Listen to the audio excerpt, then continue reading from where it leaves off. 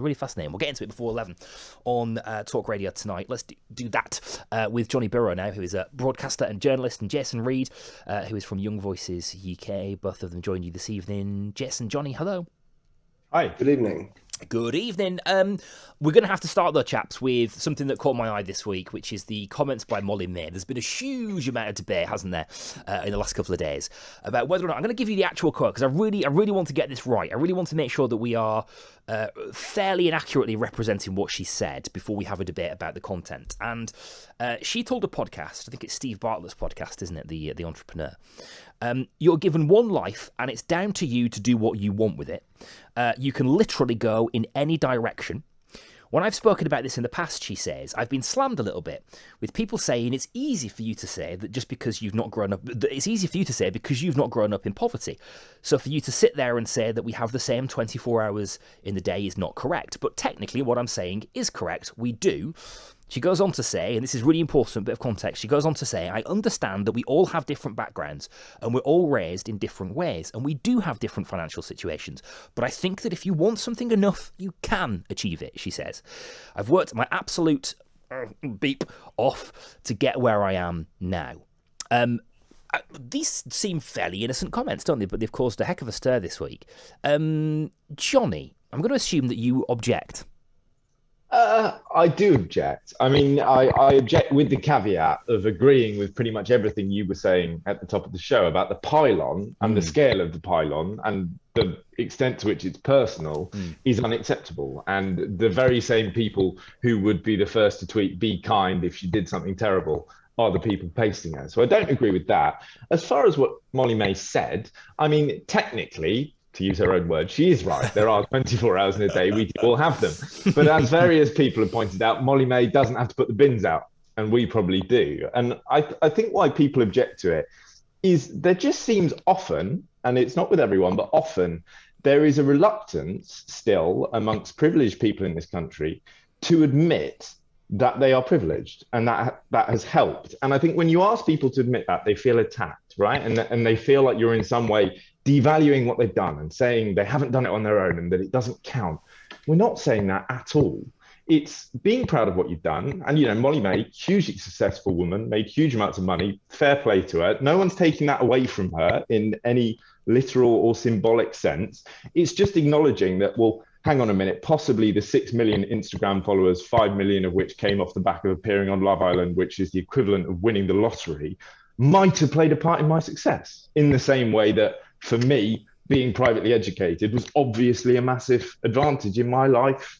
For me, admitting that isn't devaluing anything I've done since. You're just saying, yeah, I'm proud of what I've done, but it has been easier for me than other people. And I think people like Molly May shouldn't be demonized for not doing that, but I don't really see why you wouldn't. Okay, that's really interesting. Jason? Well, I think it's interesting that a lot of Molly May's critics seem to take the most unkind interpretation possible of what she said. I thought that she was quite eloquent on that podcast, but she's not an elected politician. She's not a philosopher or an academic. It's very strange that people feel the need to tear apart what she's saying and pick holes in it. She said before she launched into the monologue about her own career and her own successes, she said, you're given one life and it's down to you what you do with it. Now, the way I interpret that is that she's saying whatever your choices are, they're valid. And some people choose not to pursue money at all costs. Some people choose low-paying jobs on purpose because they're a vocation or because they want to work for a charity or a cause they're passionate about, or they avoid a high-pressure sector like finance, perhaps. And so it's interesting. There's a lot of misogyny, I think, going on, and a lot of general horribleness. I think quite a lot of people, Jason, don't end up in finance, not because it's a high-pressured situation, but because they can't get into finance, because they're not born into the right circles to end up in finance. And that's the key point, isn't it? This argument is that you can absolutely end up in the city if you want to, and the reality is that you can't, because we are still so beholden to the circumstances into which we are born. Well, I don't think Molly May was undermining that at all. It's that Twitter dynamic, isn't it? That people always feel the need to come out of the woodwork and attack you, even when there's nothing to attack. Okay, well, let me read what she said though, Jason, and I agree with you in as much as in regard to the way in which this debate has been had around Molly May. As I said at the start of the show, I think it's awful. I think actually one of the worst parts of this is the way in which she has been piled onto and made to. And torn apart, really, for what she said. But she said this: I understand that we all have different backgrounds and we are all raised in different ways. Raised in different ways as opposed to being born into a different way. And we do have different financial situations. But I think that if you want something enough, you can achieve it. She says that just because because people have been born into poverty doesn't necessarily mean that they can't work their way out of that situation. Isn't that, Jason, a fundamental misunderstanding of how society works? It's a slightly clumsy way of saying it, but I think the point she makes is valid. She's obviously not saying that, if only a homeless person would work a bit harder, they could be really wealthy. She's not saying that. No one else is saying that.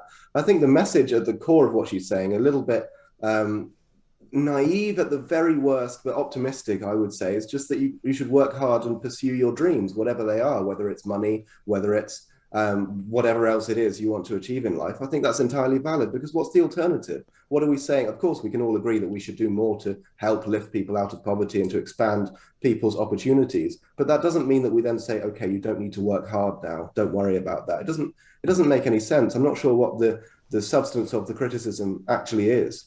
Johnny? I do see what you mean there. But the thing, and this is broader than Molly May, the thing I really can't get my head around is that phrase, if you want it enough. And you hear it in sport a lot after you've lost 1-0, the interviewer at full time.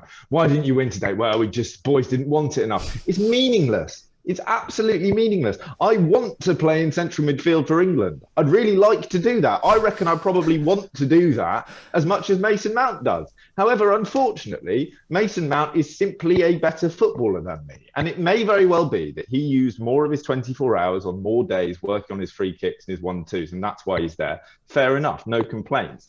But this idea that desire somehow breeds success is nonsense. I'm sure Molly May really wanted to be a multimillionaire influencer, and I'm very glad for her she got there.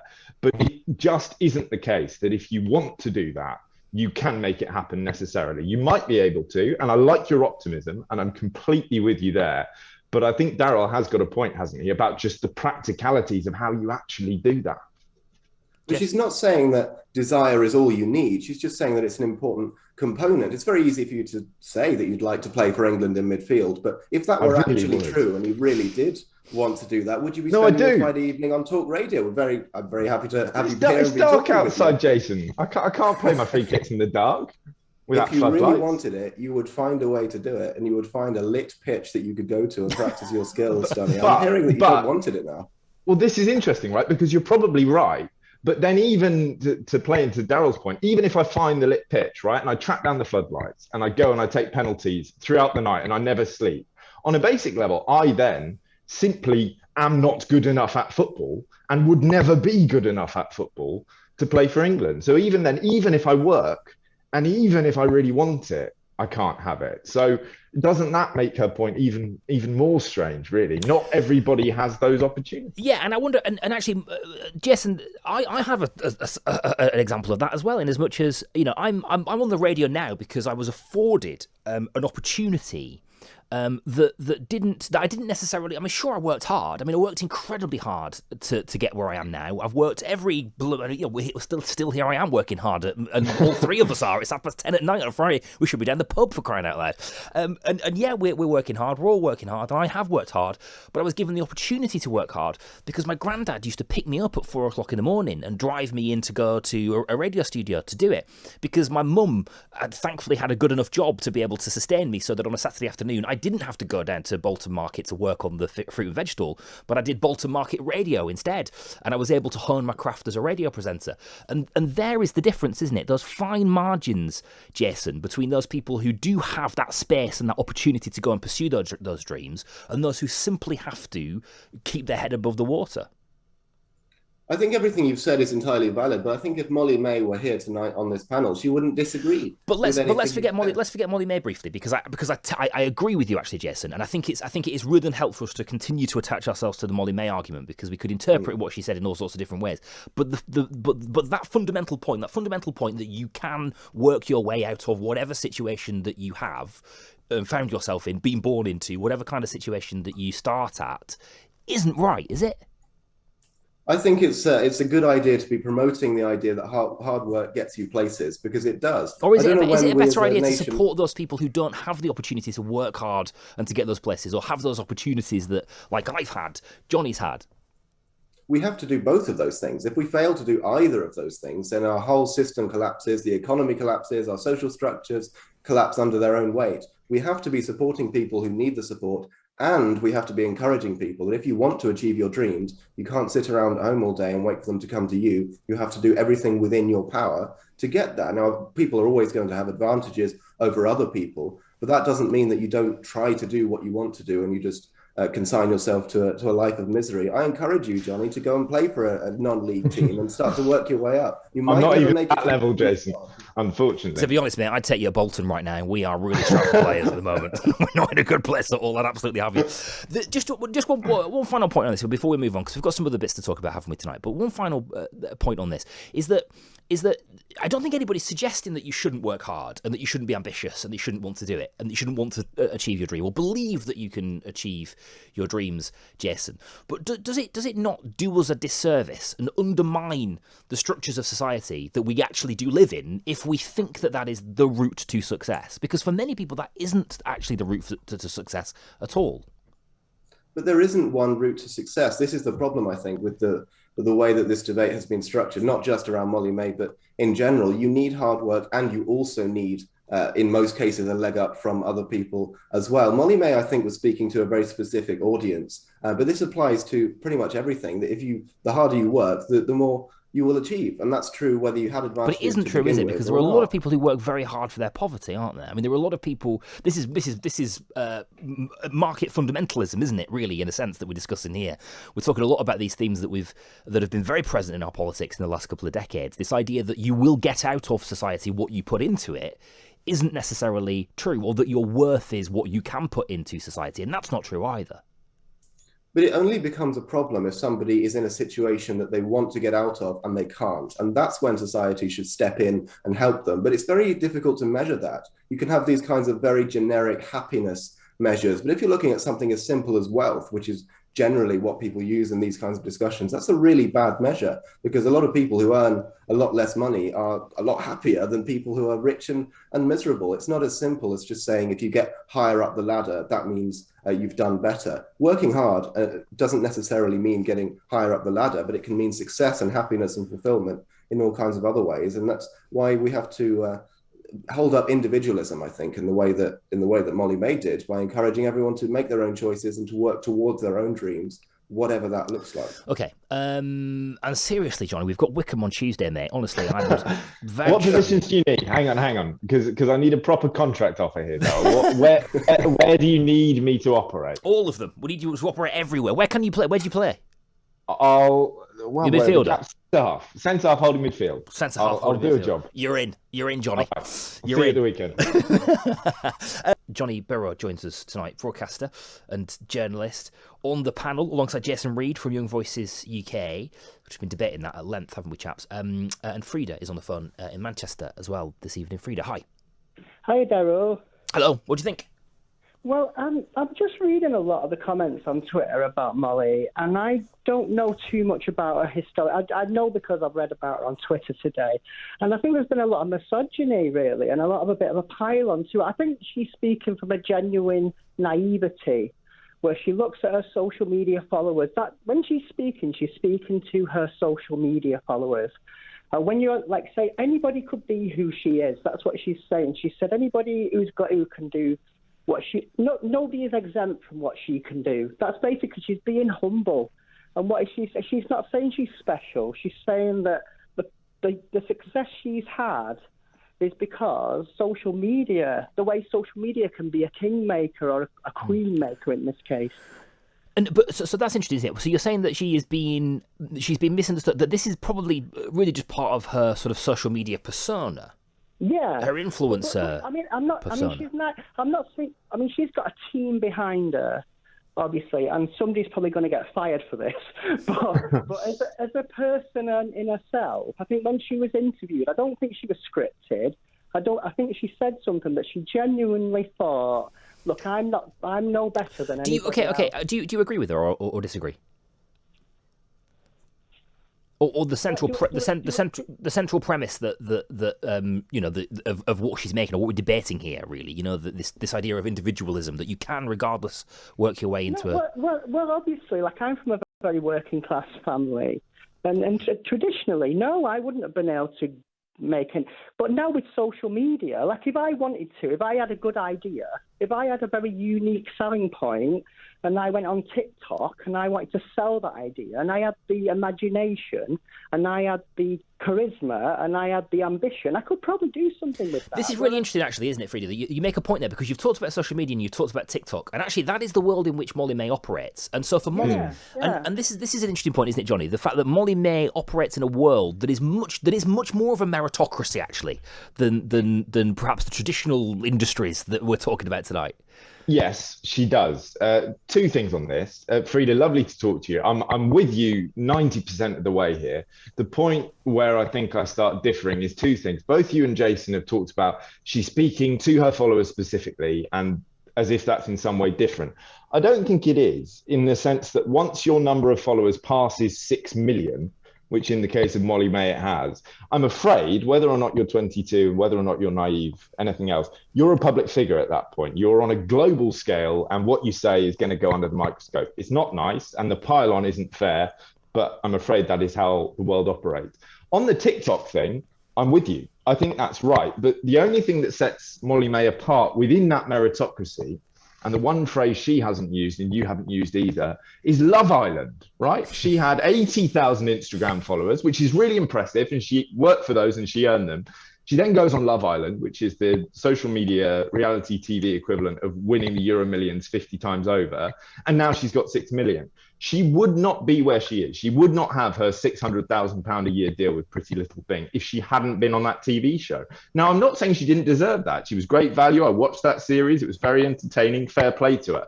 But the idea that luck isn't a huge factor here is just disingenuous. But it is true to say that, Johnny, isn't it? That there are people who are able to build careers for themselves now in a way that we haven't really previously. Yes. These tools of mass communication, and build a brand for yourself.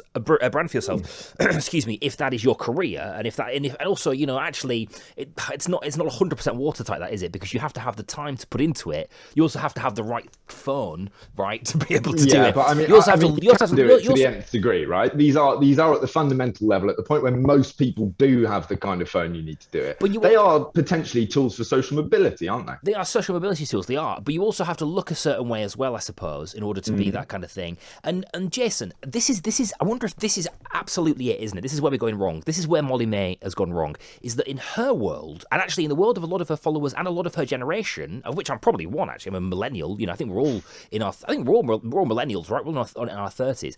We've grown up in a world in which these tools of mass communication, these social mobility movers, have been so available to us, and we have come to believe we live in a meritocracy, or feel like we live in a meritocracy, particularly us chaps, right, who work in the media and who benefit from these tools of social mobility. Whereas in reality, in a different world, in a different corner of society, all those old rules still exist. It is anything but a meritocracy. Jason? Well, I think Molly May, whether or not she was speaking to her followers and whether or not she has 6 million followers, she's obviously speaking from her own experience, and she has grown up and built her career in exactly that kind of industry you talk about, which has its own microcosms, its own microclimates going on, just like every other industry does. And we're all born into advantage or disadvantage. We all have different inclinations. We all have different skills. You're absolutely right, for example, that in order to be an Instagram influencer, you probably have to look a certain way. People have different skills, different... Yeah. I think that Molly May wasn't trying to undermine that at all, and Frida's assessment is broadly correct, although perhaps I'm just naive myself, because despite looking like I'm in my 30s, I'm 21 years old. So you're 21? I'm 21. Maybe I don't have your life experience. Only one in your 30s, I'm afraid, mate. How old are you? I'm 25. You're having a... What's this? Get these off. Who's booked these two? Who's booked this? Ridiculous. And actually, I'm sorry. I'm so sorry. I think it's Zoom that does this to people, right? It's the Zoom thing. And also, I'm in a studio and the camera's a bit further away and I'm looking at the camera. We'll forgive you. It means we will forgive you on this occasion. So sorry. Frida, thank you for your call. Really appreciate it. Nice to talk to you. Let's move on, shall we? Because we've got another really interesting thing to talk about. This has got all of the ingredients of a classic culture clash, but we'll have it anyway. And let's I don't know. Let's try to pull it apart a little bit and see if it really is just a culture clash or if there is something in it. Because the Tory MP Andrew Rosendale suggested in Parliament yesterday that the BBC should be playing the national anthem, particularly BBC One. I think it's really important we make the point, actually, by the way, that BBC Radio 4 do actually play the national anthem at the moment. I think it's either in the morning or of an evening, isn't it, that they do play the national anthem. But he was suggesting BBC One, the main television channel, should play the national anthem. Jason, is this would this be an act of national pride or a sort of hollow nationalistic gesture? I think this is an absolutely brilliant idea, and frankly, daily isn't enough. I think Talk Radio should set an example by doing it hourly. God Save the Queen is the best tune that's ever been written, and you can't hear it enough. We should all be hearing it much, much more. And good on Andrew Rosendale for fighting a good fight on this. Okay, I'm okay with that as long as I can have an exemption between 10 and 1 of a Friday and Saturday evening. Johnny, what do you think? I would go even further, and I think we should play it every 10 seconds. And if anyone is ever able to finish a sentence between renditions of our national anthem, they should be shot in the street. It's nonsense. It's completely ridiculous. Listen, it's a great national anthem. Love it before the football. Have these people not heard of Spotify? If you want to hear the national anthem, go and play it. Stick it on loop. Be in the top 0.01% of listeners to God Save the Queen. Listen, it's... You know, you can be proud of your country. I'm proud to be English. That's fine. Do you need to hear the national anthem? I think it's fine. If they want to do it and the BBC want to do it, crack on. But it's meaningless, isn't it? It's empty. It's just Little England, national pride. What are we actually celebrating there? Let's do meaningful things that give us things to be proud of rather than sounding off about how great we were 200 years ago.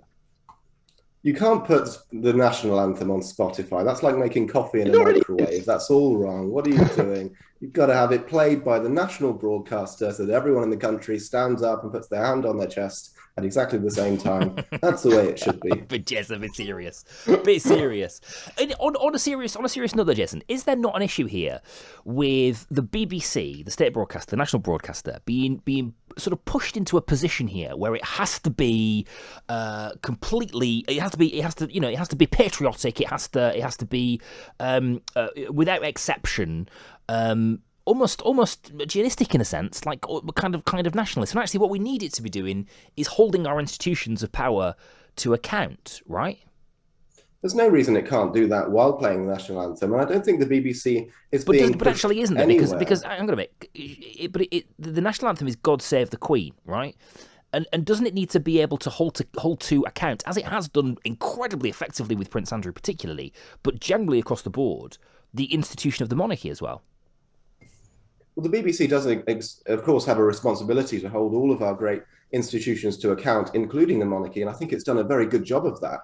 Despite maintaining its status as the national broadcaster. And there's no reason why it couldn't continue to do that while playing God Save the Queen more often if it wanted to. The Prince Andrew Newsnight interview, for example, I can't see how that would have been affected by playing God Save the Queen once a day. I don't think those two things are connected. And Andrew Rosendale doesn't have any power over the BBC to force them to do this. He called for them to do it. And most of the headlines that I saw writing up this story were actually saying Tory MP mocked for this suggestion. So it's not like the BBC is being pushed around on this at all. But hang on a minute, it does create a climate, and we do know, Jason, let's be honest about it, we do know that we live in an age now where there is a climate, there is a pressure on institutions like the BBC to be patriotic. I mean, we can't see, everybody's, if you work in government or in opposition, you can't appear on television now without having the Union flag behind you, right? Being sort of draped in the Union flag, for crying out loud. So actually, clearly there is a bit of a pressure that many people have already felt and succumbed to do that, to exercise that sort of effectively a signalling of a virtue, isn't it? It's a virtue signalling move.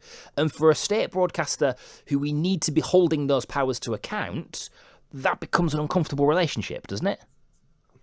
Well, the Johnny, BBC go on. is having. But sorry, Jason. All of this is reading too much into it, right? In both directions. Because Jason's right, as far as I'm concerned, that it doesn't stop Emily Maitlis from eviscerating Prince Andrew on national television and completely desecrating his life as a result. And equally, if they don't play it, it doesn't mean they hate the country. It is just culture wars silliness. Well, for some people it does, doesn't it? For some people it does. There are some people who do think that if you don't wave the flag, you hate the country. But those people are very, very foolish. And if they want to be foolish, and if some of them are in Parliament and want to talk about it in Parliament, let them. But it's so not a crisis. If there was a decision made by the Director General and various trustees of the BBC that it was the right thing for broadcasting reasons to play it, then play it. If not, don't play it. As it stands, if Harry Kane and Harry Maguire are singing it, I'm interested. The rest of the time... Fair enough. Jason, go on. You wanted to come up. You wanted to pick up. Go on. The BBC is having a prolonged existential crisis because its model has been outdated for a long time, and so it has to find some kind of creative new way to stay relevant and to convince us all that we should still be forking out a not insignificant amount of money every year for the license fee. And if playing the national anthem every evening is a way to do that, I don't see what the harm is. Or why don't they just hold people to account without fear or favour? Do their job as a state broadcaster. We all have to acknowledge, surely, that we need that in our media landscape, don't we? That doesn't mean you have to succumb to playing the national anthem every 10 minutes. I don't know why we necessarily need a state broadcaster to hold people to account. If anything, to support the argument you're making, if we want to hold people to account, it's a public broadcaster. It's not a state broadcaster, public broadcaster, a broadcaster that is paid for by the public, that acts in the interest of the public only. Well, in theory, yes, it's supposed to, and I'm sure there's a huge amount of very worthwhile journalism, of course, that goes on at the BBC, and it wouldn't be affected by the national anthem. It wouldn't be affected by any kind of minor editorial decision that takes place on the periphery like this.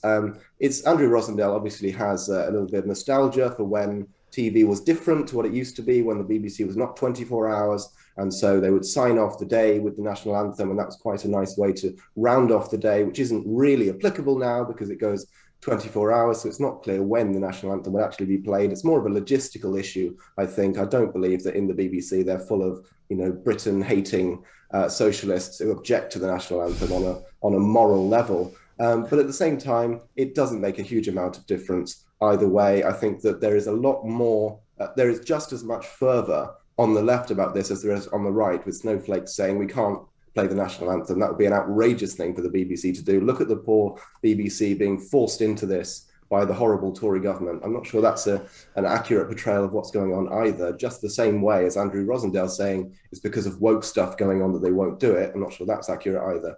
Both sides have got this one a little bit wrong. I think you're absolutely right that both sides have got it a bit wrong. And I absolutely don't doubt that there is a small minority of extreme left people who think that the national anthem is a disgrace. But I think there are a lot of people like me who quite like the national anthem in the right context and certainly don't think it's a disgrace and certainly aren't ashamed to be English, but also just don't particularly care. And this idea of announcing the end of the day, I'm going to start doing it to announce myself leaving a room. I was like, where does it end? But Johnny, you forget that I've got an hour of radio to fill, my friend. How on earth how are we gonna get through? That's what it comes down to. So often that's really what it comes down to, isn't it? And I think there's a lot of that present in this. So let's move on. Just very briefly, we've only got a couple of minutes left, but I really want to put this point to you. Prince Andrew, staying with the royal family, has been forced, it seems, to pay off to sell off his Swiss chalet to pay for his legal costs. The Queen did say initially, or we're led to believe the Queen did say initially, that she would support that financially. She's now decided not to, or it's got to a point where she can't, I suppose. Mother's love, Johnny, should she? No, she absolutely can't. Whether or not it's public or private money, the idea that a monarch of a country can have any money that is uniquely hers and is divorced from her earning power as the literal queen is nonsense. If her son is going through criminal proceedings relating to alleged historic sexual abuse, he is on his own. And it is not like he can't afford it. Oh no, he has to sell his chalet. He's getting 17 million quid for the privilege. He will live. The very idea that the Queen should pay for that court case in particular, is a completely monstrous suggestion. Jason?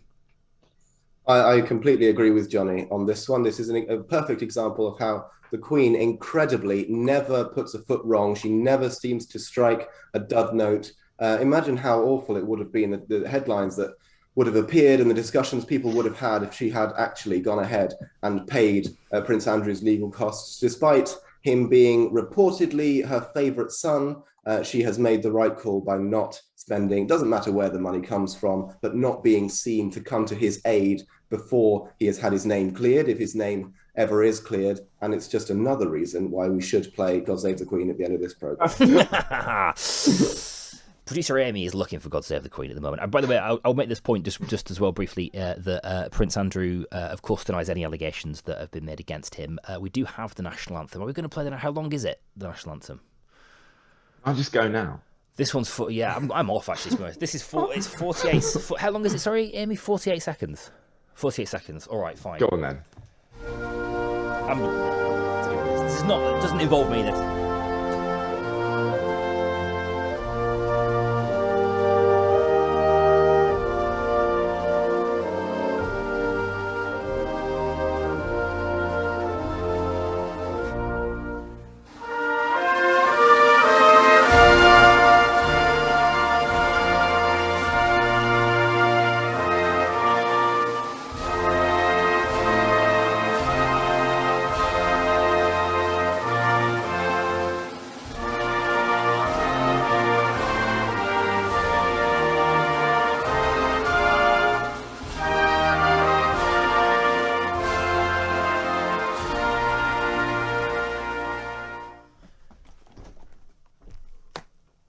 Happy?